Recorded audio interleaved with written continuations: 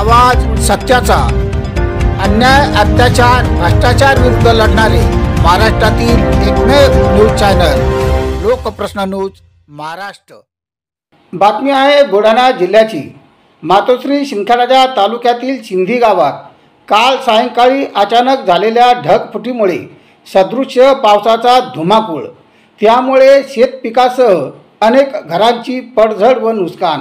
जय भारत जय संविधान। मी प्रवीण कुमार काकडे व आपण बघत आहात लोकप्रश्न न्यूज महाराष्ट्र। मातोश्री शिंदखेडा तालुक्यातील सिंधी गावात काल सायंकाळी 6 वाजता अचानक ढगफुटी व सदृश्य पावसाने धुमाकूळ घातल्याने मोठ्या प्रमाणात शेतीसह घरांचे नुकसान झाले आहे। अनेक घरात पावसाचे पाणी शिरले असून अनेक घरांची पडझड झाली आहे। सिंधी गावात काल एका तासात 80 मिलीमीटर पेक्षा जास्त पाऊस झाला। गावामधील घरामध्ये पाणी घुसल्याने अन्नधान्याची नासाडी झाली। अनेक घरे जमीनदोस्त झाली। त्यामुळे या ठिकाणचे तातडीने पंचनामे करून तात्काळ नुकसान भरपाई द्यावी अशी मागणी गावकऱ्यांनी केली आहे। या आपत्कालीन परिस्थितीची माहिती आमदार मनोज कायंदे यांनी घेतली असून तहसीलदार यांच्याशी बोलणे झाले असल्याची माहिती त्यांनी गावकऱ्यांना दिली आहे।